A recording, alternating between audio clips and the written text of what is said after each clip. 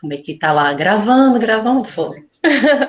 Querida, boa tarde para todo mundo. Iniciar, então, esse nosso Bora Pro Meet com o nosso convidado maravilhoso, ex-aluno e professor de mandarim, influencer digital, que eu fico vendo lá ele postando as coisas maravilhosas, que eu não sei fazer metade dessas coisas de Instagram e fico lá copiando, achando o máximo.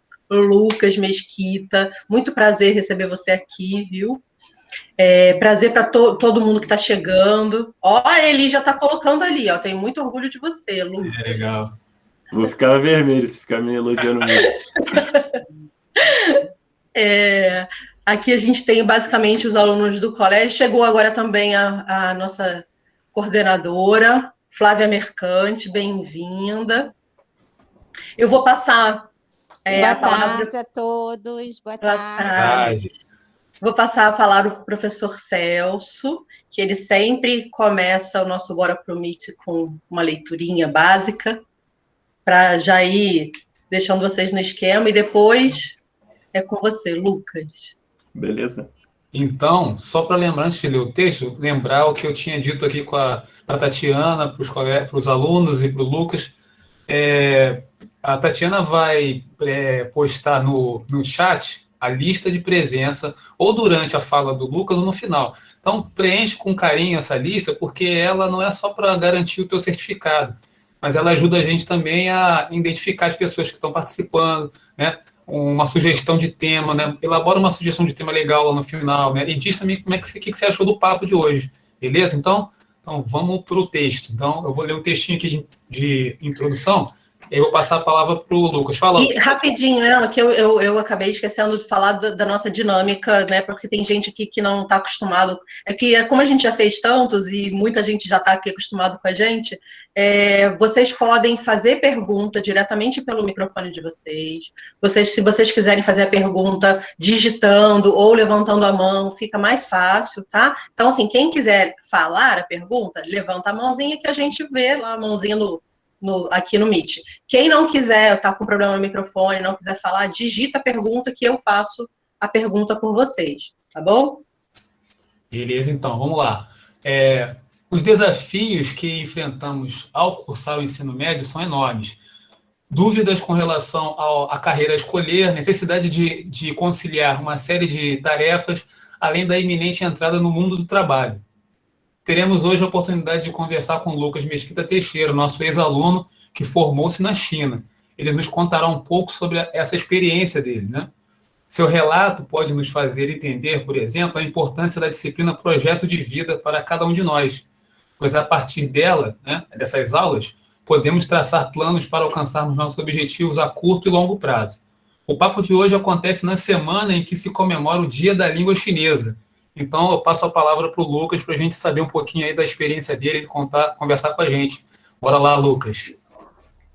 Então, novamente, boa tarde a todos. Estou muito feliz pelo convite. Como eu falei antes de começar oficialmente, né? Tenho um carinho muito grande pelo colégio e, obviamente, se eu tenho um carinho pelo colégio, a gente não pode ter carinho só pelas coisas, né? A gente tem carinho pelas pessoas. Então, eu tenho carinho pelas pessoas que estão nesse universo do colégio, os professores, os alunos. E acho que é um pouco da minha função, da minha obrigação estar aqui agora, mesmo que se um dia alguém não me se ninguém me chamasse, um dia eu deveria retribuir de alguma forma tudo que o colégio me deu. Então eu acho que isso que eu estou fazendo aqui agora também é uma forma de retribuir. Mas vamos lá, vamos parar dessas cortesias, eu acho esse papo um pouco chato, vamos para o que importa. O que eu acho interessante passar aqui para vocês que estão me ouvindo agora? Vocês verem um pouco da minha história e absorverem aquilo que serve para cada um de vocês. Vai ter algum ponto que vocês não concordem, ou um ponto que vocês achem assim, isso não é tão interessante, mas sempre vai ter alguma coisa mais interessante para ti e isso você pode pegar e tentar aplicar na sua vida. Beleza? Então, basicamente, eu hoje, me apresentando, né, tenho 21 anos, me formei em 2017 no Brasil-China. Hoje, eu continuo estudando na China, só que de forma online, então eu continuo aprimorando meu mandarim com um curso online na Universidade Normal de Hebei. Esse curso online ele acontece de segunda a sexta, de 8 horas da manhã a 10h15. Então, eu continuo aprimorando meu mandarim. Também sou aluno da UERJ, faço administração na UERJ, e aí, para conciliar esse semestre especificamente, eu estou fazendo as matérias todas de noite, porque aí eu consigo ter aula de mandarim de manhã e ter aula na UERJ de noite. E nesse meio tempo, entre UERJ e China, e Universidade Normal de Hebei, que é o nome da universidade que eu estudo, eu tento conciliar meus serviços de tradutor, intérprete, professor de mandarim, e também, eu não me considero um influenciador, né? Mas eu tenho essa função no Instagram de estar postando conteúdo sempre. Então, eu me denomino um professor de mandarim, mas eu acabo falando mais do que sobre o mandarim nos stories, né, principalmente. Então, por exemplo, teve vezes que o pessoal mandou mensagem de vida mesmo, sabe? Pô, Lucas, estou precisando fazer tal coisa. E eu acabo tentando ajudar também. Então, nesse meio tempo aí entre aula de manhã e aula de noite, eu faço essas coisas. E durmo, é importante falar. Tento dormir aí pelo menos umas 7 horas por dia. Beleza, e como é que começou isso tudo? Eu comecei estudando no Brasil e China, assim como a maioria de vocês, eu acredito. E na minha época, eu não fazia a menor ideia do que era a China. Assim, eu sabia que a China era um país, mas eu não fazia ideia, por exemplo, que a China falava mandarim, ou que a China era uma grande potência internacional. E aí você vai falar, Lucas, então por que você escolheu o Brasil e China? A verdade é que eu não sei essa resposta. Eu fiz a prova para o Brasil e China e para o Pedro II. E aí eu passei nos dois. E na hora de escolher o colégio para fazer a matrícula, eu visitei o Brasil e China, e na época a diretora era a diretora chamada Janete. Ela me venceu ali no discurso, ela soube vender bem o colégio. Então, ela me apresentou uma proposta do colégio que me agradou muito. E, na minha vida, eu sempre gostei muito de desafios. Eu acho que, quando a gente vai para o desafio, mesmo que a gente perca, digamos assim, a gente vai absorver muita coisa, porque o outro lado, que não seja desafiador, ele é muito tranquilo. Então, talvez a gente não cresça tanto. E aí eu sabia que o outro lado era tranquilo, porque o outro lado era um dos melhores colégios do Brasil. Tranquilo no sentido do futuro, né? Eu sabia que eu estudando no Pedro II, eu teria um futuro bom, se eu me esforçasse, obviamente. Então eu falei, cara, eu vou para o Brasil e China porque isso aí é novidade, eu quero ver o que vai dar. E aí cheguei no Brasil e China, primeiro ano, e aí eu vou contar também as minhas dificuldades. E olha que interessante, eu acho que isso, vocês podem perceber que não é demérito nenhum falar sobre as dificuldades, mas eu acho muito interessante quando a pessoa fala sobre a dificuldade, porque você vê que a pessoa é como você, e assim eu sou gente como vocês. No primeiro ano teve o Summer Camp não, Chinese Bridge, que era uma competição de ensino médio para alunos que falavam mandarim aí no Brasil todo. E eu nunca gostei de perder. Nunca gostei de perder. Nem no videogame, nem jogando futebol na rua. E eu sabia que se eu fosse competir aquela competição do jeito que eu estava estudando, eu não ia ganhar. E aí, qual foi a desculpa que eu inventei? Eu não vou competir porque eu quero dar oportunidade para outras pessoas. Só que, analisando com o olho que eu tenho hoje, eu sei que foi uma desculpa. Mas, na época, eu realmente acreditava nisso que eu estava falando. E por que eu sei que era uma desculpa? Porque eu só estava, de fato, com a, digamos, preguiça de me preparar, de me dedicar tanto quanto os outros participantes estavam se dedicando. E aí eu dei essa desculpa que eu não queria tirar, porque era uma competição, se eu ganhasse, alguém não iria. E, enfim, foi apenas uma desculpa, como eu disse. E isso, depois eu, analisando a minha vida e olhando para esse ponto, eu percebi que isso foi porque eu não gosto de perder. Então, se eu perder, seria uma vergonha muito grande. Isso aconteceu porque eu não gosto de perder. E se eu perder, seria uma vergonha muito grande para mim mesmo. E aí eu inventei essa desculpa. Mas aí, beleza, a competição teve, o Gabriel e o Jonathan ganharam, o Gabriel, o Jonathan e o Caio. Os 3 alunos do colégio ganharam, se eu não me engano, eram 4 vagas. E eles foram à China, no primeiro ano do colégio. No segundo ano, teve o Summer Camp. E aí o Summer Camp ele já tinha a dinâmica um pouco diferente, porque mais gente poderiam participar e tudo que você tinha que fazer, na época, era passar no HSK2. Aí eu falei, cara, eu consigo passar no HSK2. Na verdade, eu já tinha passado no final do ano anterior, no primeiro ano, né?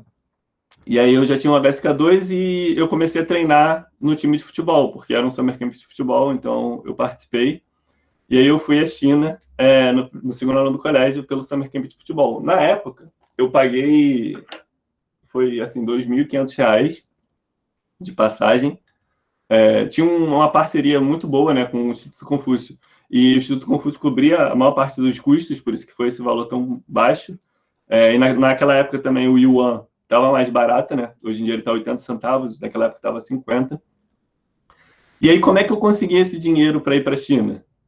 Isso é curioso, porque assim, hoje as coisas estão melhorando, né? Mas eu venho de uma família humilde e a gente não tinha R$2.500 para fazer esse tipo de coisa.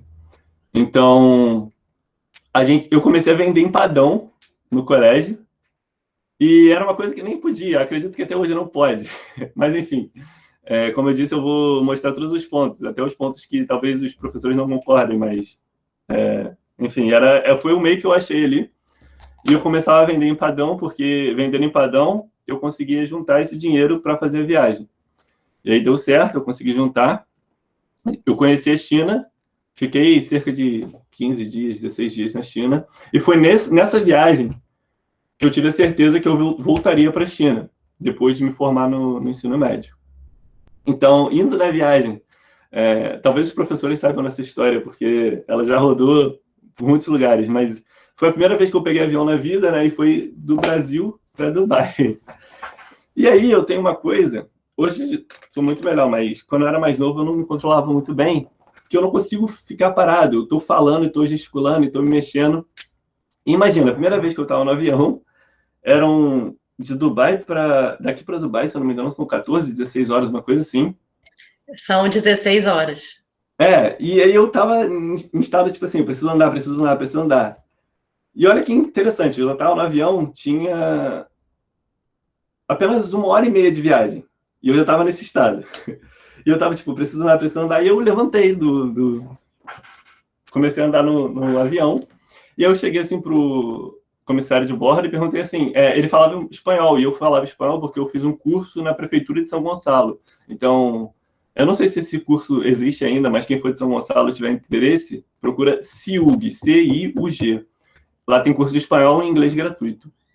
E aí eu fiz um curso lá, quando eu tinha 13, 14 anos, e falava um espanhol ali, bem tranquilo. E aí eu perguntei pro comissário, onde eu posso ficar em pé sem atrapalhar vocês? Aí ele falou, fica naquele canto lá. E aí eu fui para aquele canto e comecei a ficar em pé lá e chamei os amigos para ficar comigo. E como eu disse, eu tenho essa coisa de ficar falando, e gesticulando e mexendo nas coisas, eu tenho coisa aqui na minha mão. E nisso, eu apoiei a mão assim, numa parede do avião. E essa parede era como se fosse um painel. E eu lembro que nesse painel tinha um botão, e um botão específico, ele tinha uma capinha de plástico, que você podia levantar e abaixar, levantar e abaixar. E eu lembro que, conversando com ele, sem perceber, eu estava aqui assim, com a mão no botão, levantando e abaixando a capinha, levantando e abaixando. E aí, distraído, conversando e falando, caraca, mas estou muito feliz, não sei o quê. Fui lá, apertei o botão. Quando eu apertei esse botão, fez um barulho no avião todo, tipo, como se fosse uma sirene. Eu nunca tinha visto aquilo na vida. E não é brincadeira. Vocês podem perguntar a Babalu, você pode perguntar quem mais estava na primeira viagem. De professor, tinha a Babalu, tinha a professora Ana Kial. Eu não lembro mais do colégio quem estava. Se alguém souber, enfim. JP? Não, o JP ele estava no primeiro ano. As máscaras de respiração caíram, não, né? Não. E aí deu um barulho muito grande, uma sirene. E aí o mesmo comissário que deixou eu ficar lá, ele veio até mim. E aí, nessa hora não tem amigo. Meus amigos desapareceram. Até a Babalu que estava perto de mim desapareceu com medo. E aí começaram a falar, o que aconteceu? E aí o comissário já sabia o que tinha acontecido. Diogo, exatamente. Diogo estava lá, então pode perguntar a ele, foi verídica essa história. E aí o comissário falou, por que você apertou esse botão? Aí eu falei, não sei. Aí ele falou, esse botão ele é usado em caso de emergência e ele envia um sinal para a polícia de Dubai, caso o avião esteja passando por alguma emergência, se a gente estiver caindo, por exemplo, se tivesse um combustível. E aí eu fiquei, cara, desculpa, desculpa. E aí, dessa hora, o meu spam sumiu. E eu fiquei igual um maluco pedindo desculpa, desculpa, desculpa, falando em português mesmo. E aí ele mandou eu sentar, muito bolado. Assim, eu nunca tomei um esporro igual eu tinha tomado naquele dia. Eu lembro que, assim, eu nunca fui uma criança muito levada, mas minha mãe sempre me dava algumas broncas, né, por algumas coisas que eu fazia. Mas nesse dia, foi uma bronca pior do que qualquer bronca que minha mãe me deu. Mas também, né, Lucas? E aí eu sentei, e ele pediu meu passaporte. Aí ele pegou meu passaporte e foi lá para dentro do avião, e eu não sei o que aconteceu. E aí eu fiquei pensando, eu sou uma vergonha para minha família. Primeira vez que alguém da família consegue sair do país, e aí quando eu saio, eu faço essa merda.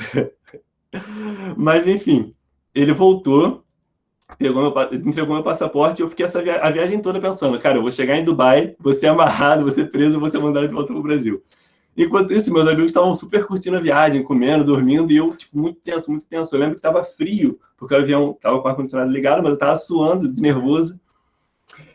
E aí, quando a gente chegou em Dubai, o comissário pediu para eu esperar, e mandou todo mundo descer.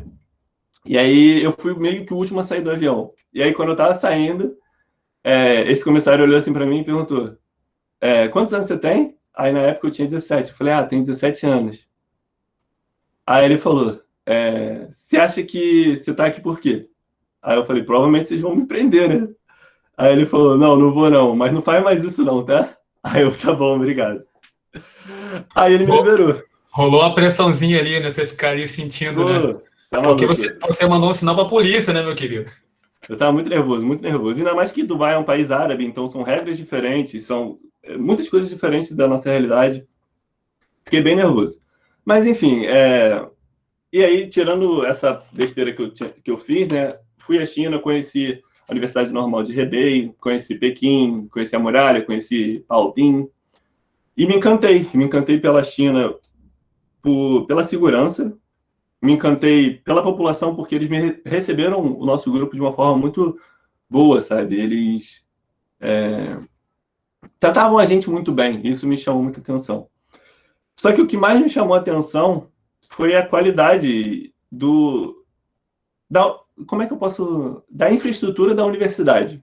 Eu já conhecia aqui do Brasil a UF e a UFRJ, eu não conhecia a UERJ, que é a universidade que eu estou.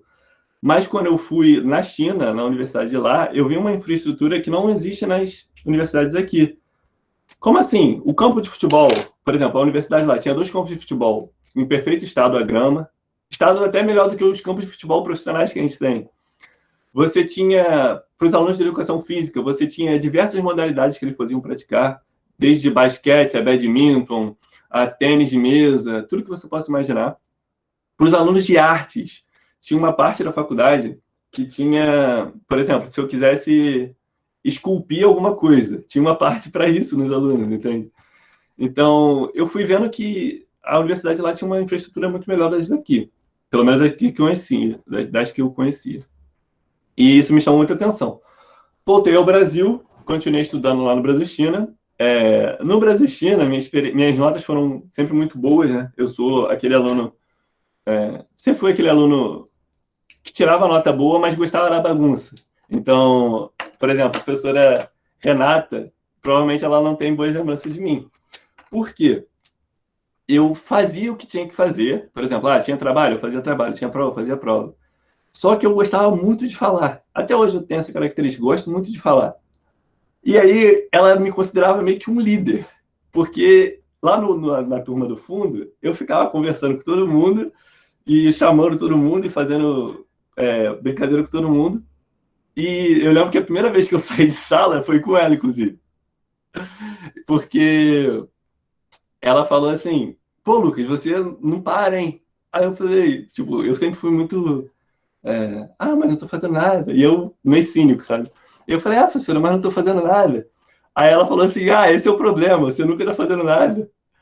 Aí eu fiquei bolado. Eu falei, professora, como é que você fala que eu não estou fazendo nada? E aí eu saí da sala. Mas, enfim, hoje a gente já se resolveu, não temos mais problema nenhum.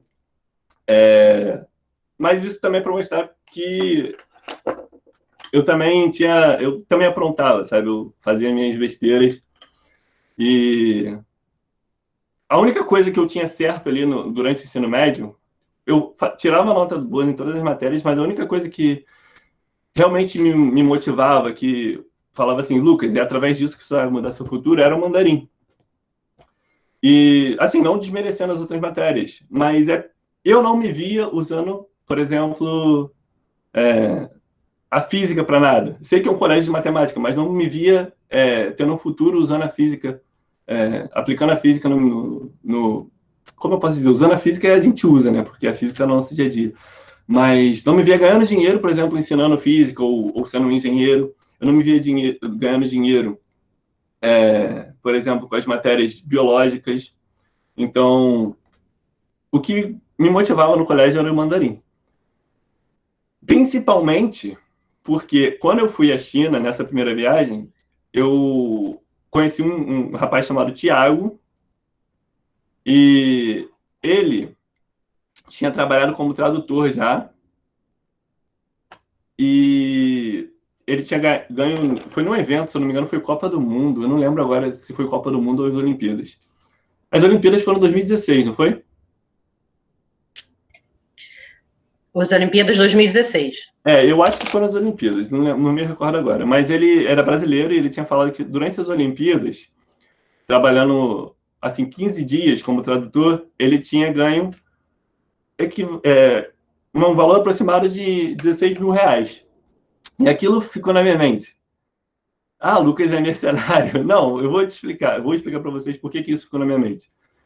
Porque 16 mil reais do meu dia a dia era uma coisa que, sei lá, se juntasse o salário do meu pai o ano todo e um pouquinho da minha mãe, sabe?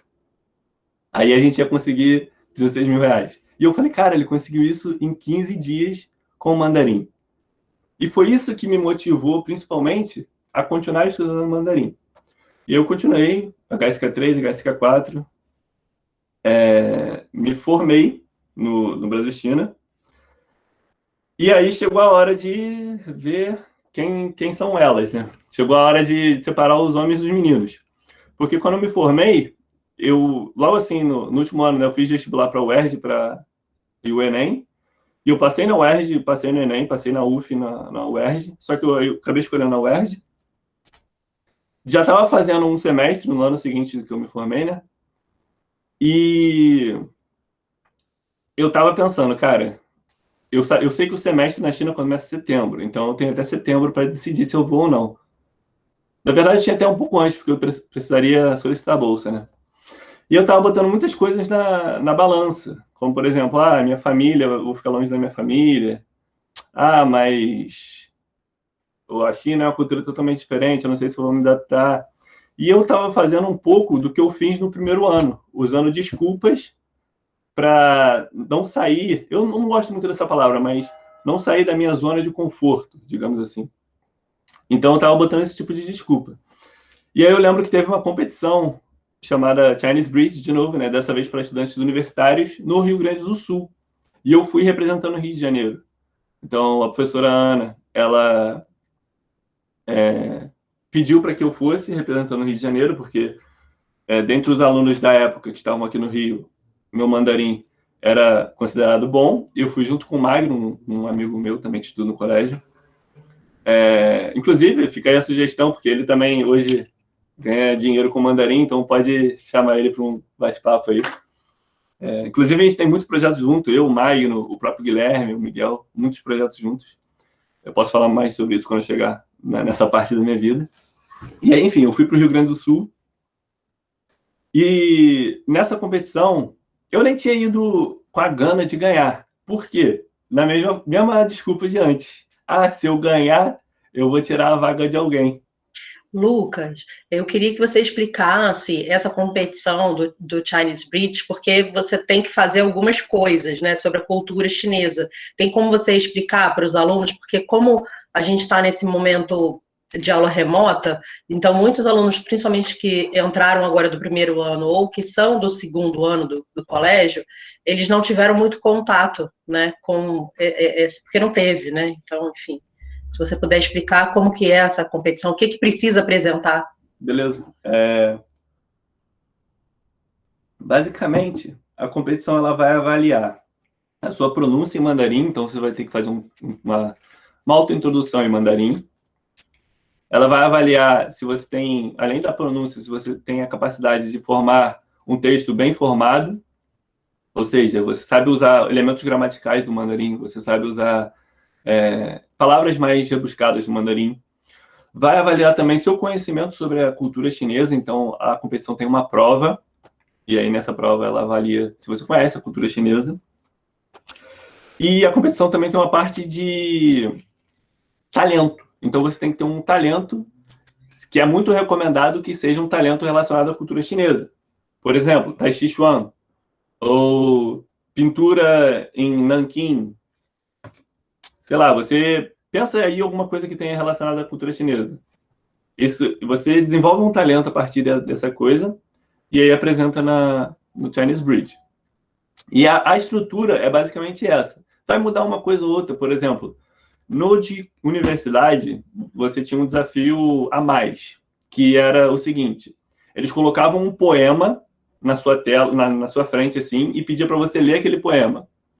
Isso, na época do ensino médio, não tinha, porque isso já era uma habilidade considerada um pouco maior. E aí, enfim, é basicamente isso a estrutura. Lucas, por exemplo, esse exemplo que você deu do poema, né? A maneira como você vai fazer essa leitura é que vai contar, né? A interpretação e né, a sonoridade, não é isso? Sim, tanto a interpretação quanto a sonoridade, e também se você, de fato, sabe ler aqueles ideogramas, né? Porque mais do que você saber declamar um poema, você precisa saber ler aquilo que está escrito, né? Então isso também conta muito. E, enfim, eu não participei em 2015, porque eu fiquei com essa desculpinha de não tirar a vaga das pessoas. Em 2018 eu participei, só que eu participei sem querer ganhar com a mesma desculpa. E isso seria uma coisa que eu olhando assim hoje para minha personalidade, é lógico que tudo que aconteceu forma a nossa personalidade hoje, mas com os olhos que eu tenho, com a cabeça que eu tenho hoje, seria uma coisa que eu teria mudado. Eu teria me esforçado mais para ter passado nessas competições. E aí, depois eu vou explicar o porquê também, que tem a ver com um conceito da cultura chinesa. Mas, no final, vocês me lembrem que esse conceito é muito importante e para quem está começando a conhecer a cultura chinesa, precisa entender isso. E aí eu fiz a competição, fiquei em 5º lugar no Brasil. E aí, terminando a competição, eu lembro que a gente ficou um final de semana no Rio Grande do Sul, eu conheci o Beira-Rio, conheci a Arena do Grêmio, conheci o Centro Histórico de Porto Alegre. Foi assim, de novo, uma experiência que eu nunca passaria se eu não tivesse ido para o Brasil-China. Porque eu não ia ter condição, a não ser que se eu começasse a trabalhar e tivesse meu dinheiro, mas com aquela idade eu ainda não tinha condição. Mas tive porque eu falava mandarim. Então, foi um fim de semana muito, muito bom. E a professora Ana estava lá. E aí, quando a gente estava quase indo embora, ela me chamou para conversar. E ela falou assim: Lucas, por que você não se esforçou mais? E chinês tem muito disso, eles dão muito esporro em você. E ela falou: Lucas, por que você não se esforçou mais? Ah, eu falei: professora, porque eu sei que é uma competição e se eu ganhasse eu ia tirar a vaga de alguém. Aí ela falou: eu acho que você só não quer ir para a China.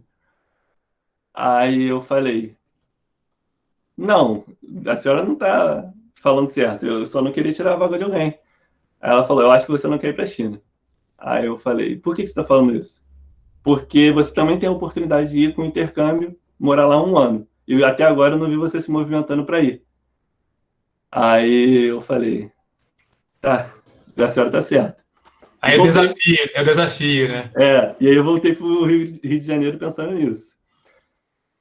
Aí eu lembro que, inclusive, o intercâmbio, acho que ninguém aqui vai poder, né, fazer isso, porque está todo mundo no ensino médio, mas as vagas para solicitar a bolsa estão abertas de novo, nesse período do ano que você solicita para você ir em setembro. Então, quando vocês se formarem, saibam que é nesse período do ano que solicita.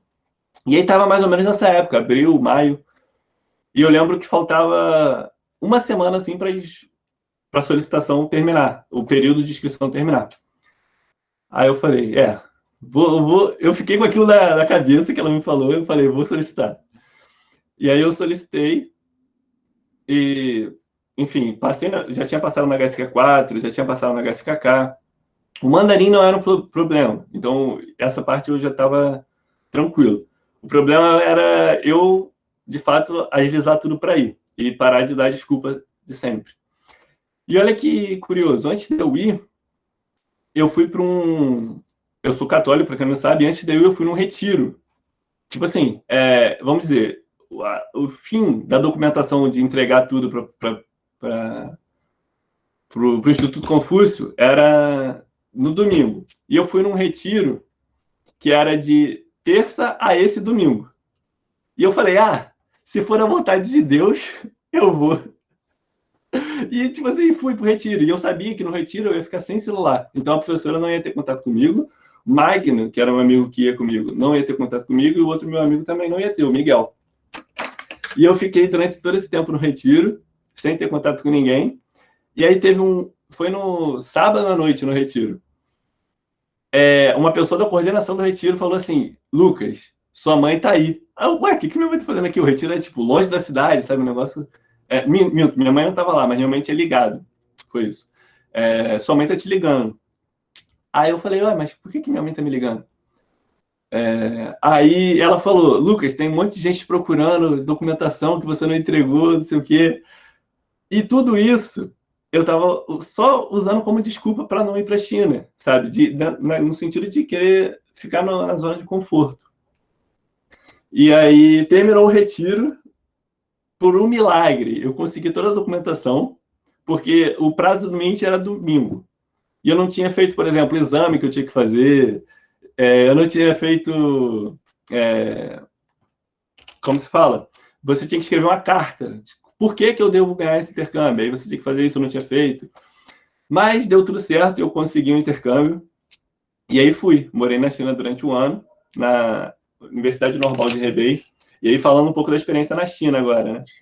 Lucas, só não te cortando, mas já cortando, eu acho legal você dar esse depoimento seu de que você acabou não buscando, né, deixando meio que ao acaso e tal, e que você mesmo percebeu que essa coisa da zona de conforto, porque isso é normal, isso acontece com todo mundo, que a gente acaba se boicotando sem querer se boicotar, né? E isso é uma coisa que acontece, e é legal você ter essa consciência e colocar para todo mundo, a maioria que é jovem, que para as pessoas, para vocês prestarem atenção nisso, né? Nesse auto-boicote, porque às vezes a gente deixa de conseguir coisas porque a gente deixou de buscar, deixou de fazer, né? Então, muito legal esse depoimento seu, viu? Parabéns. E no meu caso, olha que interessante. Eu poderia usar a seguinte desculpa, mas eu não consegui, mas eu estou na UERJ, já estou com o meu curso, então eu teria a desculpa boa, entende? Mas mesmo assim, eu acho que... E aí, infelizmente, né? Ou infelizmente ou felizmente, né? Porque a gente tem um livre-arbítrio. Vai ter gente que vai discordar de mim, mas graças a Deus que eu fui. Porque ele me mostrou que eu estava errado em pensar daquela forma.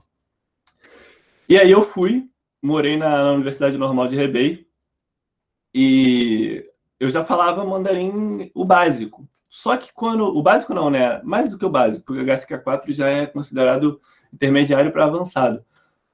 Mas quando eu cheguei lá, dessa segunda vez, era para morar, não era para turismo. Então eu falei, cara, eu não sei mandarim. E aí eu comecei a tomar uma surra, mas isso foi muito bom, porque aí entra no que eu falei lá atrás.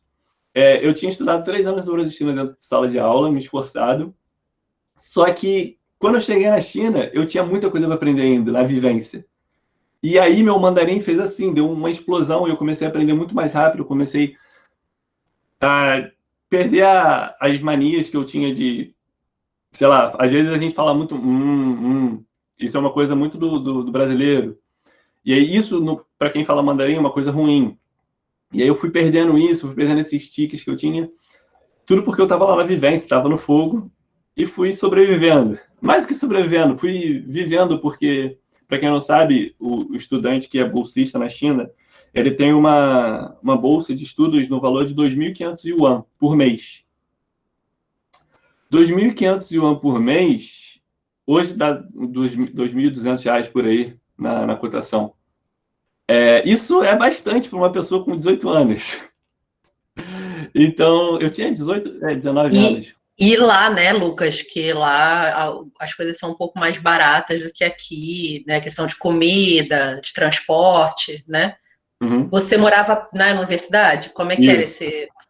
E aí, essa parte é muito interessante para quem tiver curiosidade também. Eu morava na universidade e o dormitório de estrangeiros é uma coisa, assim, muito boa, muito boa. O quarto do estrangeiro era melhor do que o quarto que eu tinha em casa, entende? E não que o quarto da minha casa seja ruim, mas o quarto do estrangeiro tinha uma coisa... Por exemplo, a cama era uma cama gigante. Apesar de ser uma cama de solteiro, era uma cama de solteiro meio que fosse uma king size, sabe? Uma coisa muito grande. Eu tenho 1,98. Eu cabia na cama e ainda sobrava uns 30 centímetros assim de pé. Gente, arrasou, você estava super confortável. Ó, temos o João Vitor levantou a mão. Pode falar, João. Qual foi sua maior dificuldade além do mandarim?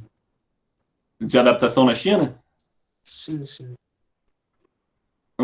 Eu sou muito apegado aos meus pais. Eu sou, apesar de eu ter um irmão, a diferença de idade para o meu irmão é muito grande. E aí meus pais, quando eles me tiveram, eles já eram mais velhos, né? Meu pai, ele tinha 40 anos quando ele me teve. Então, quando eu estava na China, meu pai já estava lá na casa dos 60 anos. E ficar longe dos meus pais durante muito tempo foi muito ruim para mim, principalmente em datas especiais, Natal, Ano Novo, aniversário do meu pai. Aniversário do meu pai foi muito difícil. Mas não por conta da distância, mas sim porque meus pais... Minha mente ela é um pouco diferente. Agora eu vou explicar por quê. Meus pais eles já têm uma certa idade. Eu ainda não tenho condição de pagar um plano de saúde ótimo para os meus pais. E eu quero ter essa condição. Então, quando eu estava na China e não podia saber como estava a saúde deles, não podia ter esse feedback de, pelo menos eu estou pagando um plano de saúde para eles, eu me sentia mal por causa disso. Entende? Então, quando fala nesse tema de família, principalmente por conta dos meus pais serem mais velhos, isso mexe muito comigo. Porque eu ainda não cheguei na minha missão, que é dar uma aposentadoria boa para eles. Uma aposentadoria, um plano de saúde. E aí o mandarim também está me ajudando bastante. Eu estou conseguindo realizar muita coisa por conta do mandarim. Com certeza essa foi a maior dificuldade. Porque eu estava lá e eles estavam aqui e eu não podia cuidar deles, entende? Legal você ter essa consciência, né? Lucas, fala do que você estava falando do dormitório? Do dormitório, porque é um monte de gente do mundo inteiro junto, não é isso? Isso é uma das melhores partes. Porque assim, eu estava namorando. Mas quem for e tiver solteiro, cara, tu vai, ou menina, tu vai experimentar uma coisa de louco, entende? Não porque... Socorro, Lucas, está gravando. Eu sei, não tem problema não. Porque o que acontece? Lá, e isso é uma das formas de você aprender mandarim, aprender as outras línguas mais rápido, vivenciando com as outras pessoas. Então lá eu convivia com gente da África, eu convivia com gente da América do Norte, eu convivia com gente da Europa. Hoje, sem brincadeira, parece que eu estou me achando, mas é a sua realidade. Se eu quiser viajar para todos os continentes, tirando a Antártida, eu tenho uma casa para ficar. Porque eu fiz amizade em vários países. Eu fiz amizade na Espanha, fiz amizade na Itália, na Uganda. Eu não sabia nem que esse país existe antes de ir para a China. Fiz amizade em Marrocos, fiz amizade Etiópia. Olha que coisa interessante. A Etiópia tem uma das melhores companhias aéreas do mundo. Eu nunca ia saber disso se eu não tivesse ido para a China. Enfim, essa experiência, o pessoal hoje em dia gosta de chamar de networking, né? Esse networking é maravilhoso. Porque a gente estava lá ensinando a nossa cultura do Brasil para as pessoas, e aí, por exemplo, eu não sei sambar, mas eu mostrava para eles o samba, ó, isso aqui é o samba do Brasil, e eles tentavam fazer. Eles tentavam ensinar as coisas deles também, e lá tem festival de cultura, então eu e os meninos, nós juntamos para fazer uma apresentação de capoeira para eles. Então, mesmo eu com esse 1,98 m, dei lá meu gingado na capoeira. E quanto mais, agora voltando para aquele conceito que eu queria falar, quanto mais você aparece na China, e aí entenda aparecer no sentido bom da palavra. Por exemplo, quanto mais evento você participa, quanto mais você se destaca nas suas aulas, mais a sua moral cresce. Eu vou chamar de moral, para ficar facilitado, mas o conceito em mandarim, traduzindo, seria face. Então, mianzi significa face. E você tem a sua face. As suas atitudes deixam sua face mais alta ou mais baixa, digamos assim. Sua moral mais alta ou mais baixa. E lá na China... Isso tem a ver com os valores, né? É o valor, né? Exatamente. Então, determinado esforço que você faça, isso vai ser valorizado, vai ser reconhecido, né? E isso é um dos pilares da sociedade chinesa. Se você quer entender como os chineses se relacionam, você tem que entender esse conceito. Porque tudo para eles é baseado nessa moral, nesse valor que o Celso disse. Por exemplo, digamos uma relação entre... Digamos que a Tatiana seja uma professora chinesa e eu esteja aqui falando com ela. Ela me pediu, por exemplo, um favor. Lucas, tem como depois da aula você me enviar um e-mail me ajudando a procurar uma casa no Rio de Janeiro, porque eu não sei falar português? Se eu não cumprir esse favor, se eu não ajudar ela, a minha moral com ela vai diminuir. E o que isso vai acontecer? Quando ela tiver, por exemplo, querendo um aluno para ir para o Rio Grande do Sul, competir na competição, ela não vai me chamar, porque a minha moral está em baixa com ela. Na China, isso para a gente também, tem muita gente que entende como um jogo de interesse. Não é um jogo de interesse aí, a gente precisa entender muito bem como a sociedade chinesa funciona, como eles pensam. É só como o próprio Celso disse. Como é que você vai confiar numa pessoa que ela não te ajuda, confiar numa pessoa que você não pode contar? E é exatamente isso que funciona na China. Então, para vocês que estão aí se relacionando com os professores chineses, se vocês pretendem um dia para a China ou trabalhar, ganhar dinheiro com isso, vocês têm que ter em mente que a sua moral vai contar muito. O que você faz, mesmo que seja uma coisa muito boba, como, por exemplo, apresentar a capoeira num domingo na faculdade. Eu apresentei porque eu sabia... Lógico, eu queria apresentar minha cultura, mas eu sabia que também isso ia aumentar a minha moral. Então, eu fiquei muito conhecido na faculdade por causa disso. Não só eu, mas os meninos também. Porque a gente topava tudo. Tudo que tinha para fazer, a gente fazia. E isso gerou muita coisa boa para a gente. Tanto em termos de conhecimento, de conhecer outras pessoas, quanto viagens dentro da China. A gente viajou dentro da China de graça por conta disso. E até hoje, eu trabalho com chineses, eu tenho relacionamento com chineses, e por ter essa moral alta, os chineses sempre me procuram para trabalho. Então, isso é um conceito que vocês têm que ter muito bem definido na cabeça de vocês. Se vocês querem ter relacionamentos chineses, querem ir para a China, vocês precisam entender que tudo que vocês estão fazendo está ou aumentando a sua moral ou deixando a sua moral baixa. Se você está faltando aula, sua moral vai ficar baixa, por exemplo. Entendeu? Mas, Lucas, só para complementar o que você falou e lembrando um pouco, acho que tem uma geração da nossa aqui no Brasil que tinha esses valores. Eu lembro que os meus tios, né, os meus familiares tinham essa coisa de, olha só, eu vou te dar alguma coisa, né, se determinada forma de você fazer, ou se você cumprir determinada coisa. Não, como você falou, não por interesse, mas para forjar mesmo o caráter, entendeu? Exatamente. Eu vejo que hoje a gente tem uma visão de tudo que é antigo é ruim. E não necessariamente as coisas funcionam assim, né? Então, só voltando agora para a experiência na faculdade. E aí, lá na faculdade, eu estudava mandarim de segunda a sexta. Era mandarim. Tinha aula de escrita, aula de fala, aula de pronúncia, aula de escrita, aula de fala, aula de leitura intensiva, aula de escuta, aula de leitura de cultura. Então, a leitura intensiva eram textos para gramática e a leitura de cultura eram textos, por exemplo,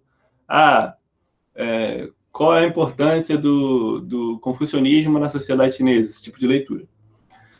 E aí meu mandarim foi aprimorando cada vez mais. Lá na China, eu recebi emprego para ser... Eu recebi oportunidade para ser professor de inglês, recebi oportunidade para ser... Olha só, com essa lata feia aqui. Recebi oportunidade para ser modelo, porque lá na China eles têm um conceito de que se os ocidentais usam nossa roupa é boa. Então, eles ofereceram isso também. Eu recebi a oportunidade de trabalhar num colégio de criança, com o mandarim, mas ensinando ensinando o beabá do português, digamos assim. E a última oportunidade que eu tive antes de voltar foi a de fazer graduação na China. Só que, se eu fizesse graduação na China, eu ia ter que largar minha graduação aqui e, principalmente, depois de muito tempo conversando, eu teria que terminar meu namoro, porque não dá para ficar 4 anos longe da namorada, né? Já estava 1. E aí eu falei, cara, eu amei a China, mas agora eu preciso resolver umas coisas no Brasil. Então, depois que eu voltei, eu comecei a dar aula particular, comecei a trabalhar como intérprete numa empresa do Rio, e aí, olha, eu consegui esse emprego de intérprete por quê? Porque minha moral com chineses que eu conhecia no Rio estava alta. Então, eu fui nesses chineses e perguntei, vocês têm algum emprego que precisa de alguém que fale mandarim? E aí eles ofereceram, tem esse aqui, tem esse aqui, tem esse aqui. Então, eu consegui esse emprego como intérprete. Para vocês terem noção, eu estava estudando na UERJ de 8 da manhã até meio-dia, mais ou menos, e trabalhava de 1 às 5. De 1 às 5. Não era um tempo muito longo assim de trabalho. E só por eu falar mandarim, eu ganhava a mesma coisa que os outros funcionários da empresa, que trabalhavam 8 horas por dia. Então, o mandarim ele abre muitas portas. E aí eu juntei com os meninos, né, para a gente criar outros projetos. Por exemplo, hoje a gente tem a nossa empresa que faz tradução. A gente está fazendo tradução de uma embalagem de tapioca. Então, o cara quer entrar no mercado chinês e ele quer traduzir a embalagem dele para o mandarim, para começar a vender na China. A gente está fazendo isso. Outros tipos de serviços também, como intérprete. Às vezes, alguma comissão vem para o Brasil e aí precisa de alguém, a gente faz esse tipo de serviço. E tudo isso a gente está conseguindo mudar a nossa realidade, né? A gente está conseguindo ajudar a nossa família, a gente está conseguindo melhorar. Por exemplo, até o começo do ano não tinha esse fone. Esse fone aqui é um fone mais caro.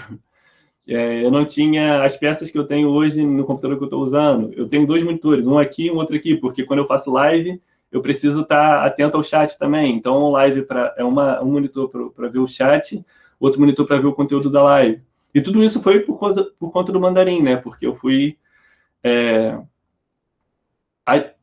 dando meu jeito de tradutor, de intérprete, de aulas particulares. Hoje, meus alunos, já tenho aluno com HSK3, já tenho aluno com HSK2, 1.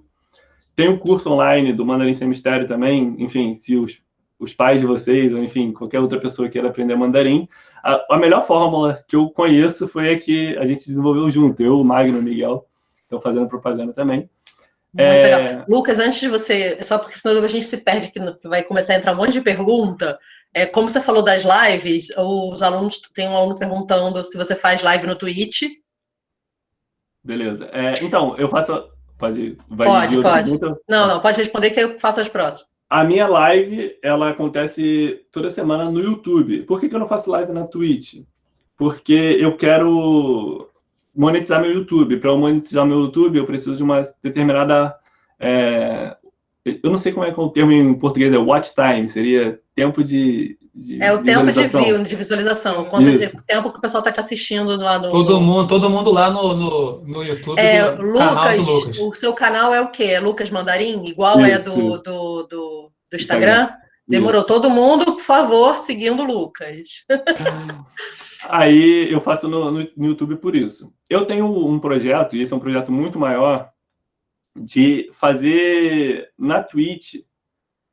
Eu gosto... Apesar de hoje eu não ter mais tanta disposição de tempo para fazer isso, eu gosto muito de jogos online. E o cenário competitivo de jogos online na China é muito grande. Por exemplo, o de League of Legends na China é o maior do mundo. Eles são os melhores, eles são os que jogam mais.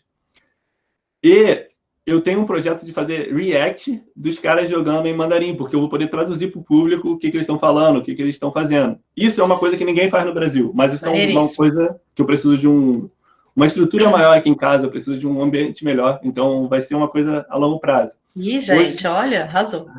Hoje a gente tem no Mandarim Sem Mistério 80 alunos, então já estamos com um número maneiro aí de alunos, né? Pô, maneiro. E aí esse Mandarim Sem Mistério o projeto é de vocês, né? De vocês 4. Isso. A gente tem parceiros com a gente, porque quando a gente começou, a gente não tinha nada para investir.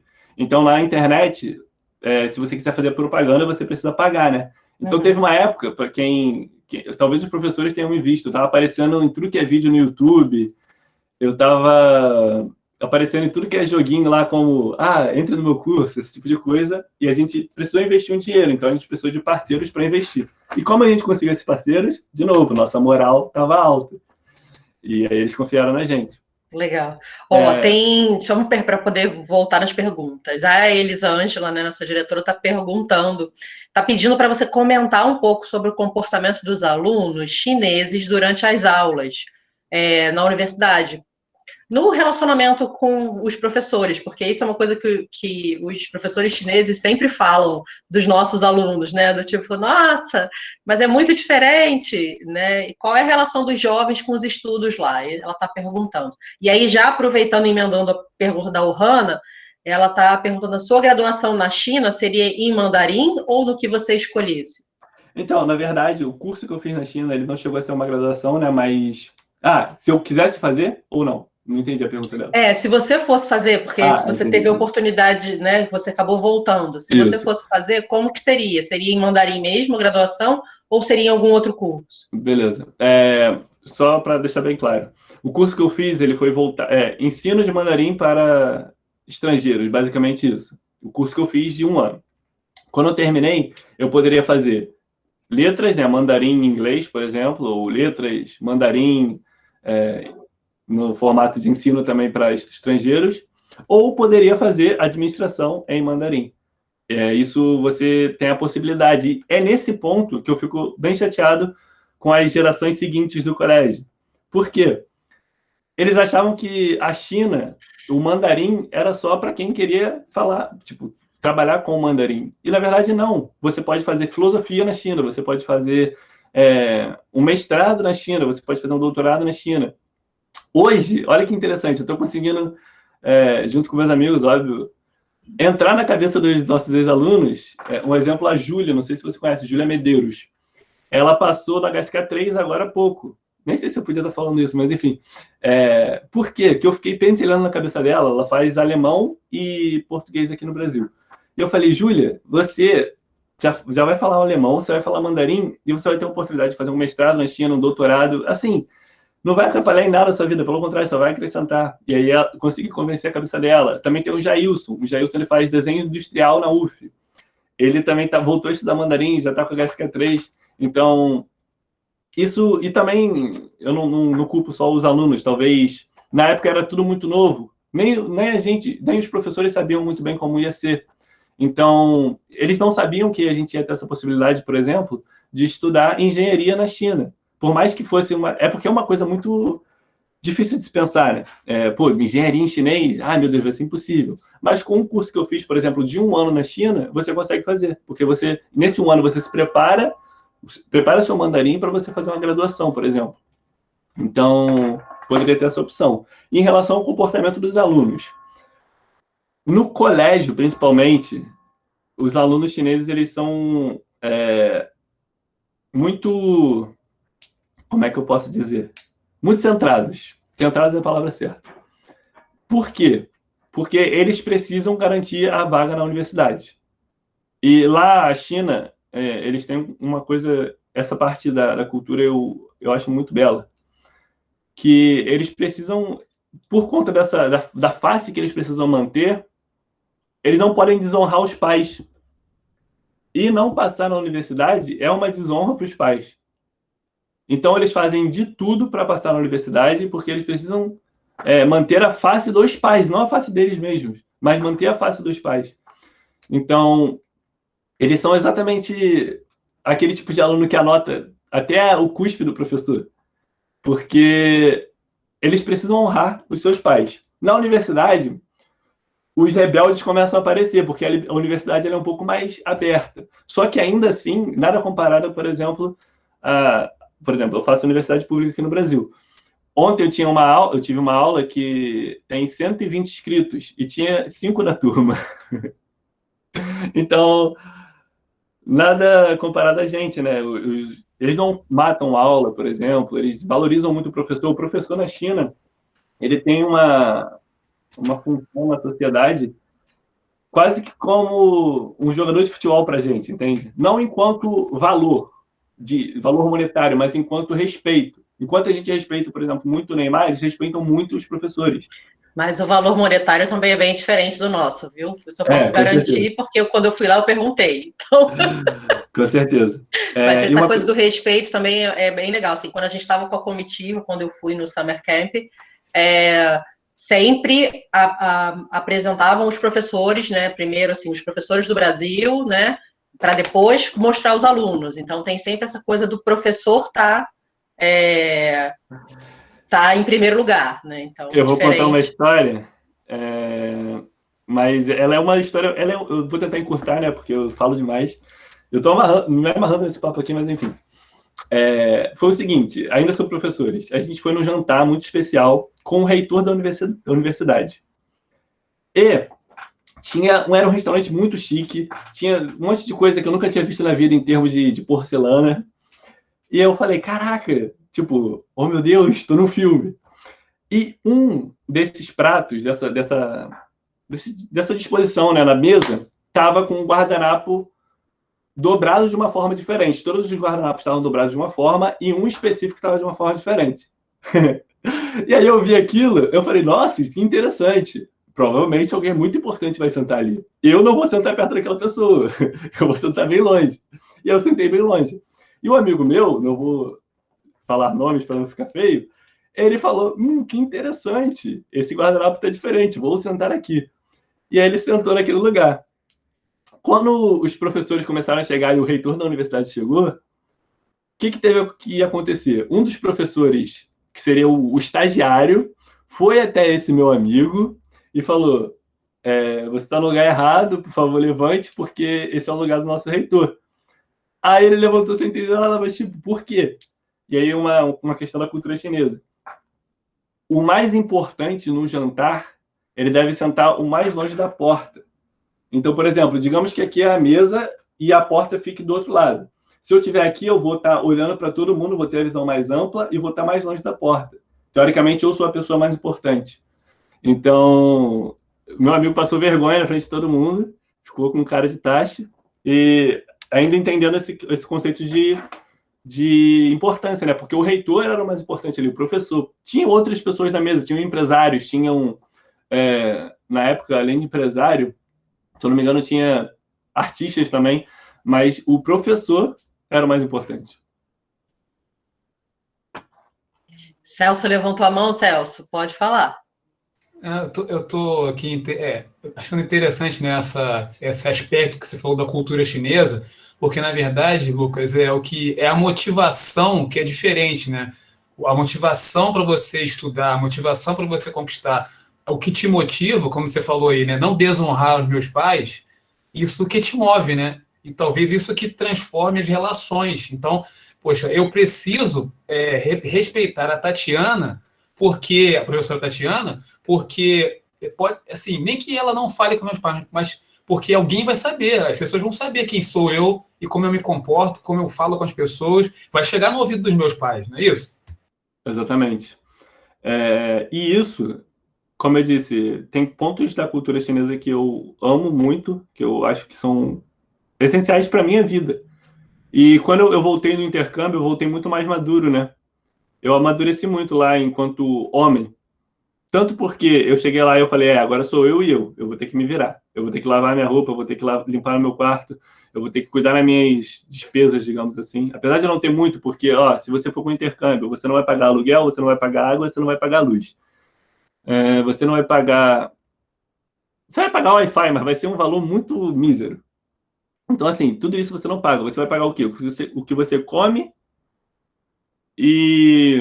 Sei lá, se você quiser comprar uma roupa, obviamente você vai tirar o seu dinheiro. Se você quiser ir como a gente fazia às vezes, de sair para algum lugar e conhecer um lugar novo, você vai pagar.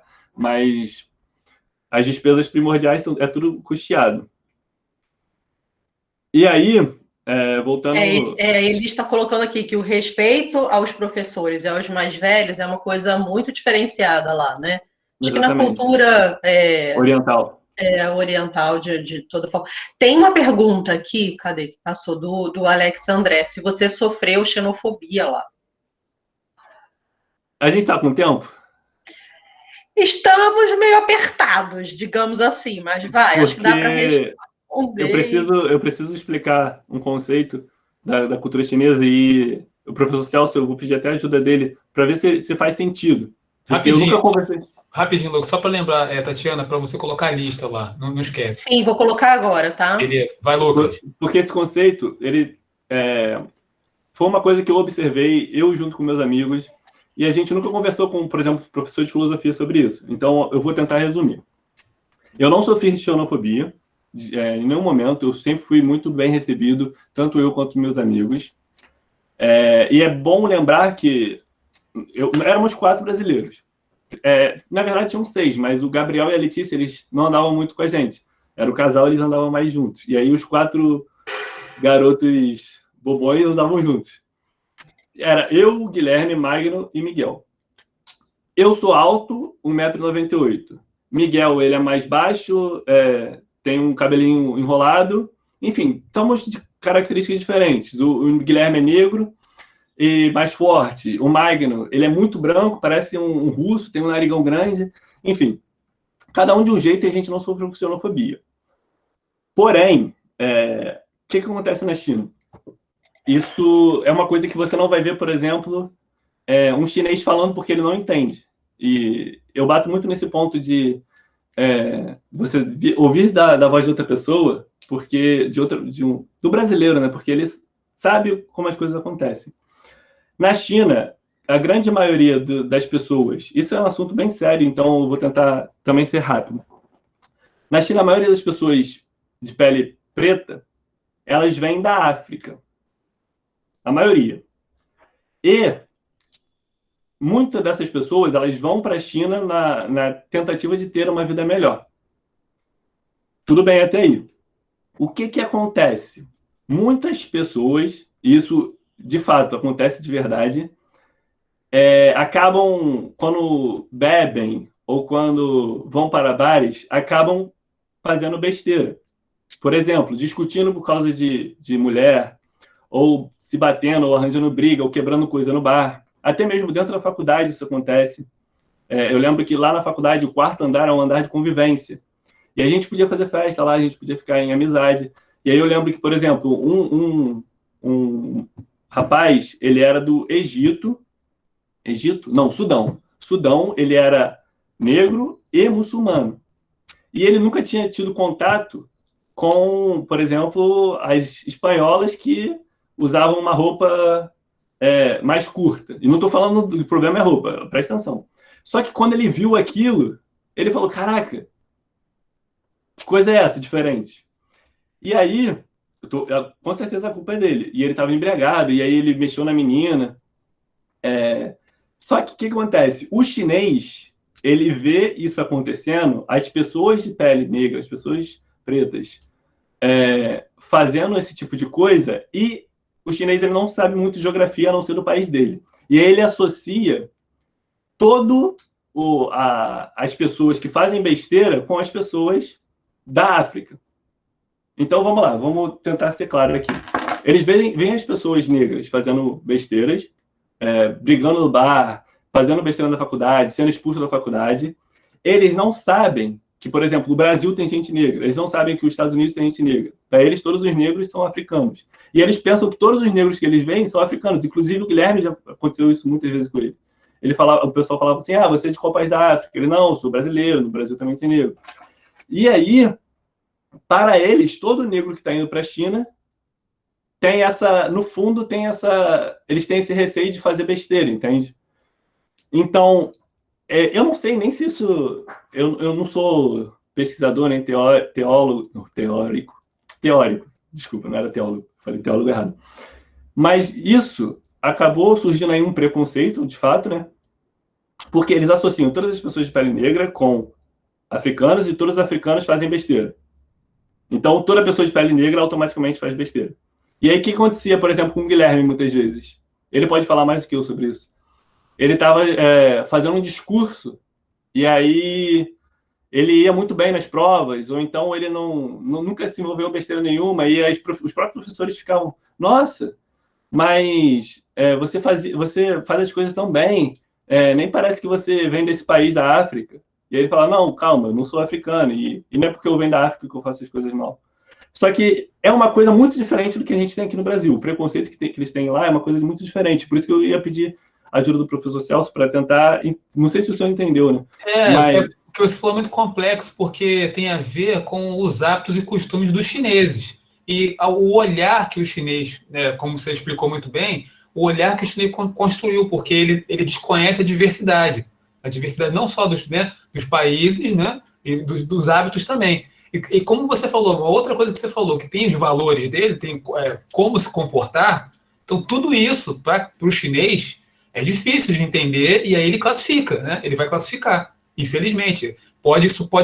Aí a pessoa pode até confundir com xenofobia, mas a gente pode aproximar a um pouco de preconceito, né? Não seria porque xenofobia é assim, você não pode vir para o meu país porque você vai tomar meu lugar aqui. Então eu não quero que você ocupe, né, o lugar que nosso trabalho aqui. Isso é xenofobia, não quero. Agora, o que você está falando é uma outra coisa, né? Não é xenofobia.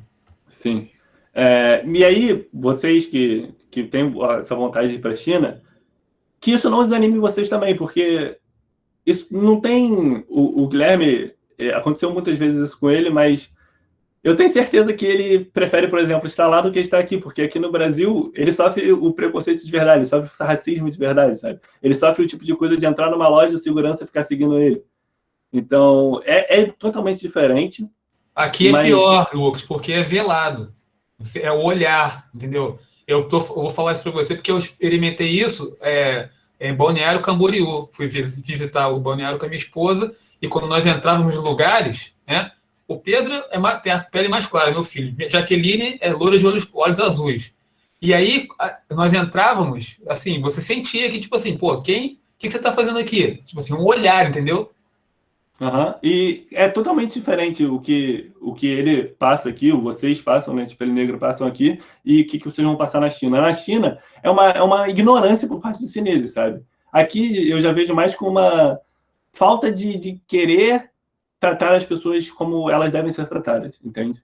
Uma maldade mesmo, entende? Só para complementar, eu acho também, Lucas, é uma dificuldade de se identificar com um ser negro, né? O Brasil Exatamente. é negro, né?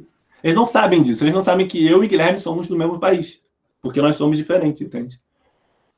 E para os chineses isso é normal, porque todos os chineses são bem parecidos. E aí, só para terminar esse assunto, e uma coisa também que muita gente fala. Na China, eles não gostam de se queimar com o sol. Por quê? O trabalhador do campo é o trabalhador que fica queimado. Então, você vai ver muita gente querendo se proteger do sol. Mas porque ele não gosta de pele negra? Não. Porque ele não quer se queimar para parecer que é um trabalhador do campo. Entende? Só por isso. Então, eu já vi muita gente falando que isso também é porque eles não gostam de negro. Não tem nada a ver. Ele só não quer ficar com a pele queimada, porque lá na China, quem fica com a pele queimada é um trabalhador do campo. Entendeu? E é isso, gente. Eu sei que agora a gente terminou. O assunto mais pesado, ele deveria estar no meio, não no final, né? Porque aí a gente termina com um clima bom. Mas enfim. Muito bom. A Rayane também está elogiando o seu Instagram, falando que é super organizado, que ela adorou. E aí tem uma última pergunta aqui do Ricardo. O governo chinês se aproxima mais de um governo ditador? Ou isso é que as pessoas daqui falam? Como é que é essa questão do governo? Não indo para a parte, né, tão polêmica, mas como é que você sentia lá? Você tinha liberdade? Porque tem essa coisa de não ter Facebook, né? Vamos falar do que Lá tem o Facebook deles, o YouTube deles, né? E aí, como é que você fazia para se comunicar com o pessoal daqui? Então, basicamente, eu usava o VPN para me comunicar com o pessoal daqui, né? É um programinha de celular que você instala aqui no Brasil mesmo e você consegue meio que modificar seu IP para entrar nesse tipo de aplicativo, mas só respondendo a pergunta dele, as regras para os chineses, mesmo que não estejam escritas, as regras para os chineses elas são um pouco diferentes do que para os estrangeiros. Então, por exemplo, o governo chinês sabe que a gente usa VPN. E, inclusive, ele sabe que os chineses usam VPN. Só que as coisas também não são como falam por aí. Se você entrar na internet agora, você vai ver a China como um dos países que mais persegue cristãos no mundo. Só que eu fui à missa, eu ia à missa todo domingo na China, e eu não sofri perseguição nenhuma com isso. Se você entrar na internet agora, você vai ver que a Bíblia é banida da China. Eu fui na loja que vendia a Bíblia na China. Que tipo de banição é essa? De banimento, desculpa. Então, assim, tem muita coisa errada na internet. E é sempre para os dois, ou é um absurdo, ou oh meu Deus, eles matam criancinhas, ou é tipo, não, aqui é uma maravilha, o melhor país do mundo. Então, tentem sempre buscar o equilíbrio e buscar opiniões das pessoas que já estiveram lá, que são pessoas que vocês confiam também, né? Porque, enfim, tem muita gente aí querendo ganhar like, ganhar seguidor com uma historinha que não é verdade. Falar com quem tem moral, né, Lucas? E prestar atenção nas fake news, né? Porque nem fala. Estamos na... Bárbara levantou a mão, professora Bárbara maravilhosa. Professora Bárbara, só um minutinho antes. Pessoal, assina a lista, por favor, tem pouca gente assinando. Lucas, é uma alegria te ouvir e saber da sua trajetória, assim, quanto você construiu na sua formação. Mas ontem foi meu aniversário. Meus parabéns, professora. Obrigada. E eu recebi em casa apenas minha filha e o marido dela. E me lembrei de você. E a gente conversa. Você foi o tema da mesa. Eu? Porque você me inaugurou, enquanto professora, uma questão do inédito. Porque numa exposição que nós fomos, você, sujeito desafiado, né? Sujeito que gosta do desafio, enfrenta-o. Você foi desafiado numa aposta, não foi isso? Exatamente. Então, Lucas foi uma exposição de Frida Kahlo, vestido de 2 metros de altura quase, vestido de Frida Kahlo.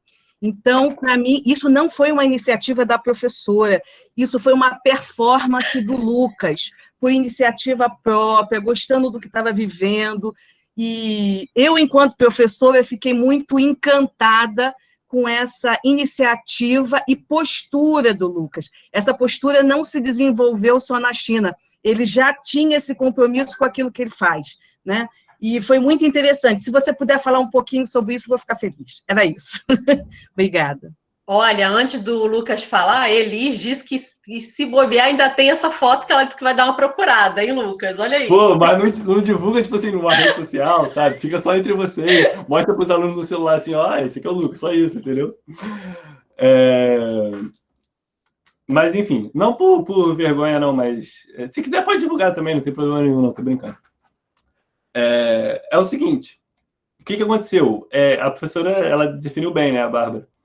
Eu sempre tive um preconceito com artes. E no ensino médio, isso foi meio que quebrando. Porque os professores, eles...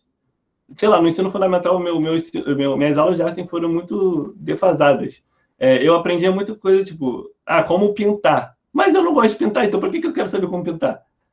E aí, no ensino médio, eu fui aprendendo muito mais, tipo, história da arte, ou, por exemplo, como a arte se relaciona com o ser humano. Esse tipo de coisa eu acho que é interessante para qualquer pessoa que queira ser culta, né? Que ela queira ter um entendimento maior sobre a sociedade, que ela não queira ser uma pessoa que apenas vive. Ela precisa entender como a gente, enquanto ser humano, se relaciona com as coisas e como as coisas se relacionam com a gente.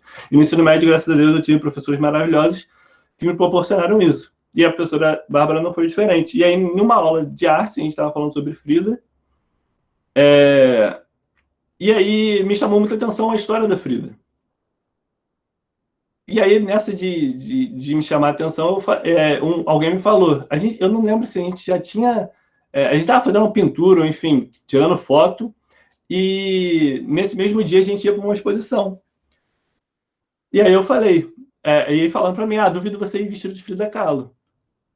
E eu falei, cara, olha para a história dessa mulher. A mulher, tipo, sofreu pra caramba, sabe? Ela é uma história vencedora, independente de se eu concorde ou não com os valores que ela tem. Isso que eu acho que é muito importante. Eu olho para a pessoa, vejo que ela tem muitos pontos positivos e valorizo aquela pessoa por causa disso. Então, Lucas, você concorda com tudo da Frida? Não concordo e nem preciso concordar. Só que eu sei que aquela pessoa foi uma batalhadora, foi uma mulher exemplar. Então, por isso que eu também aceitei o desafio. Foi um desafio para, vai passar vergonha vestida de Frida. Eu não ligo muito para isso. E aí eu me vesti, fiquei lá na exposição. Eu lembro, olha que interessante, Bárbara, tem uma amiga minha que ela tirou foto comigo no dia, me procurou no Instagram, porque pela hashtag, achou e fez amizade comigo, e até hoje ela é minha amiga por conta daquele dia. Então, o pessoal tirava foto comigo lá. Mas, enfim, o ponto que eu achei mais interessante, que eu acho mais interessante destacar essa história, é justamente isso. Você não precisa concordar com tudo que aquela pessoa diz para admirar alguma coisa nela. E é exatamente isso que eu tenho com a relação da Frida Kahlo. Se vocês não conhecem, né, pode pedir para a professora dar uma aula, até o próprio professor Celso. A história dela é muito sofrida e ela nunca baixou a cabeça. Então, eu acho que é isso que a gente pode tirar aí dessa história. Obrigada, Lucas. Tamo junto, professor. Prometo para vocês, quando eu voltar ao normal e as pessoas voltarem ao Brasil e China, eu vou lá dar um abraço em cada um, e abraço de verdade, sem essa coisa de distanciamento e tudo mais. Sensacional o que você falou no final, ESP da arte, muito bom. É porque é diferente, né? A gente vive experiências, e essas experiências também não definem aquilo que é a própria coisa. Por exemplo, eu vivi experiências ruins com a arte, e só por isso a arte é uma coisa ruim? Não, no ensino médio veio para provar diferente, entende? Então, eu acho que, enfim, a gente tem que estar sempre no meio termo de tudo, nunca nos extremos. Esse é o caminho, tá no meio termo. Não é nem isso nem aquilo, é o equilíbrio. Já estou aqui chorando, me debulhando em lágrimas. Eu também estou aqui emocionada. Eu conheci o Lucas rapidamente na China, né, tipo, en passant lá de um passeio que a gente foi junto, e no colégio quando ele foi visitar, mas agora já estou aqui querendo me debulhar em lágrimas também. Já estou assim. Professora Elisângela, um beijo também. Não, vou dar um abraço a todo mundo. E antes da gente terminar também, agora para os alunos, né? Gente, voltando aqui de novo para minha história. Eu já estou rico? Não. Quero chegar lá? Quero. Eu vou ficar, com certeza, porque eu sou muito obstinado. Então, eu sei que eu vou chegar lá e eu vou chegar. E porque eu amo o dinheiro? Não, mas porque eu quero dar uma aposentadoria boa para os meus pais, porque eu quero pagar uma Coca-Cola para minha esposa, sem medo de quanto isso vai custar no final do mês. Então, é isso que eu quero, né? O objetivo é ter dinheiro para ajudar meus pais, ajudar, sobretudo, aqueles que precisam. E hoje o caminho que eu encontrei foi o mandarim. E esse caminho está sendo apresentado a todos vocês. Então, como eu disse, não necessariamente você precisa seguir o mandarim para ser professor de mandarim, mas você pode, por exemplo, ser modelo. Olha que interessante, eu nunca ia imaginar isso, mas o mercado de modelo na China é um mercado muito grande. Eu tenho uma aluna no meu curso, inclusive, que ela é modelo da Hugo Boss brasileira. E o que ela está fazendo agora? Aprendendo mandarim para ganhar mais. Então, assim, as possibilidades são infinitas. Você pode ir para onde você quiser com essa língua. Sobretudo porque a China está crescendo cada vez mais economicamente. Não desperdicem essa oportunidade. Assim, eu acredito que, assim como vocês também não têm pais ricos e futuro garantido. Vocês precisam lutar por tudo, pela sua vida e por aqueles que você ama também, que vocês amam. Então, o mandarim é um caminho, e é o caminho que está aparecendo aí para vocês. Se eu fosse vocês, eu não desperdiçaria essa chance, como outros fizeram. Então, enfim, aproveitem, e quem quiser trocar ideia, o Instagram está aí para isso. Enfim, estou aí para ajudar também. Parabéns, Lucas. Queria agradecer a sua presença. Falar dessa questão que ele colocou, né, da questão de ser rico, de valores também, né, porque o Celso até colocou aqui na mensagem, que o que ele ganhou, ele é rico de cultura, gente, não é só dinheiro, né? Ele mesmo colocou aqui tudo que ele conhece gente do mundo inteiro, ele teve várias oportunidades de trabalho, ele teve várias oportunidades de conhecer pessoas, de ir para lugares que ele nunca imaginou, né? E aí, como ele falou da questão de ser modelo, eu me lembrei de uma situação que passamos lá. Aqui no Brasil, a gente tem muita gente que tem o cabelo cacheado, né, e que não dá valor ao seu cabelo cacheado. Lá na China, cabelo cacheado, gente, é maravilhoso, porque eles não têm o cabelo cacheado. Então, aproveitem, porque eles ficavam pedindo para tocar no cabelo cacheado do pessoal, entendeu? Assim, tirar foto, porque lá todo mundo tem o cabelo liso. Então, quando você tem um cabelo cacheado bonito, eles ficam encantados, né? Então, é isso, questão da beleza, né, é muito diferente, e a cultura também. Agora é a hora que começa todo mundo a vazar, né, porque eu vou pedir para abrir a câmera para a gente tirar uma foto. Rapidinho, deixa eu só falar mais uma coisa. Você falou sobre ser rico de espírito, né? E eu gosto muito de música. Hoje em dia eu sou muito influenciado pela música. E eu sou a pessoa mais eclética que eu conheço. Eu ouço desde Beethoven até, por exemplo, Felipe Ret. E aí, Felipe Ret é um rapper do Rio de Janeiro, e ele tem uma frase que diz o seguinte: eu sou o milionário de alma rica. Então, eu acho que é isso que a gente precisa ser, milionário de alma rica. Lógico que dinheiro também é muito importante. E o dinheiro, ele é consequência depois que você é milionário de alma rica. Se você for um milionário de alma rica, você consegue o dinheiro. Então, é basicamente isso. É isso mesmo, Lucas, arrasou. Pessoal, antes da gente encerrar, eu queria pedir para que vocês não deixassem de botar... assinarem a lista. Eu vou colocar aqui mais uma vez, que é para a gente poder dar a presença para vocês, receber o certificado. Lá tem também sugestões para os nossos próximos. A gente quer saber o que vocês acharam.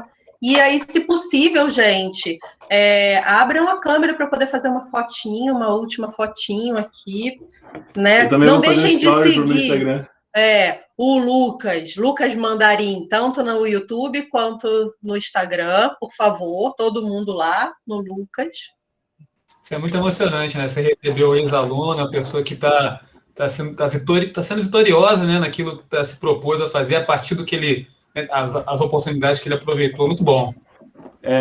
E pode ter certeza que daqui a 1 ano, daqui a 5 anos, vocês vão ver nossos alunos, né? Eu falo por mim e pelos meus amigos que estão comigo. A gente vai conquistar muito mais coisa ainda, porque a gente está muito obstinado nos nossos objetivos. Hoje nós já temos 80 alunos. E olha quanto tempo a gente se formou. Não tem, sei lá, 3 anos, 4 anos. Com 80 alunos. Imagina com o tempo, quanto mais alunos a gente vai influenciar, quanto mais vidas a gente vai mudar. Né? Isso mesmo. Parabéns para você, para os meninos que são super dedicados. A gente... sente orgulho. Eu, quando eu entrei, vocês já tinham saído, porque eu entrei em 2018, no ano seguinte, mas eu sinto orgulho da mesma forma por vocês estarem, né, representando o colégio público, né, que é uma coisa que todo mundo, infelizmente, no Brasil, né, muitas pessoas têm preconceito, e eu não sei se vocês repararam, mas quando o Lucas falou no início de como ele entrou no colégio, ele teve que fazer uma prova. Hoje não precisa mais de prova para entrar. Então, olha que beleza, né? Ele teve que estudar para entrar. Hoje não, você tem uma listagem que é pelo sorteio, né? Elis pode até falar melhor. Você entra como qualquer outro aluno, independente de você fazer prova ou não. Então, olha que possibilidade que o Estado também está dando para vocês, né? Agora é seguir adiante. Pode falar, Elis. Olá, galera. Lucas, um beijo, um abraço. Estamos esperando vocês para tomar um café com bolo. Beleza. Tá? E, realmente, né, vocês foram, assim, a nossa turma, e vai ser sempre a nossa turma xodó, porque foi a primeira turma, né?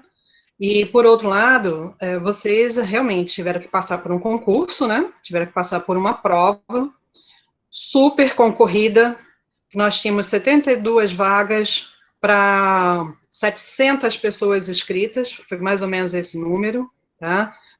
Eu lembro bem que a gente fez esse cálculo, era 10 para uma vaga, essa era a relação candidato-vaga, e olha que a gente só tinha o projeto, né?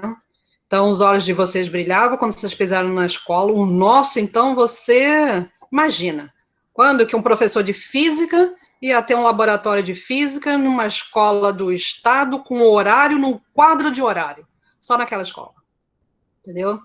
Hoje, realmente, os alunos entram para uma matrícula fácil, e olha, eu fico com uma dor no coração da gente ter que ficar correndo no pátio, porque o aluno mata a aula de mandarim. Mas como mata a aula de mandarim? É incrível, entendeu? É uma dor no coração. A gente fala para a gente, vocês sabem quanto custa um curso de mandarim? Vocês têm aqui de graça, com nativo, mas Ó, só não para adiantava. a título de curiosidade, hoje meia hora a aula tá R$ 90, só que vai aumentar, tá? Pois é. Então, ali realmente tem um tesouro, né? Que você pode sair dali poliglota. Quem quiser vai falar espanhol, vai falar inglês, vai falar mandarim, né?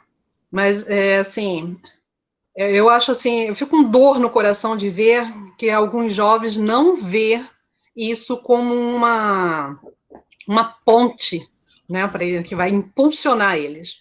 Mas a gente vai continuar tentando, certo? A gente vai E bater na tecla, professora, que aquele que aceitar é como você disse, e tá? agora Vai eu falo estar para na vocês de frente. novo,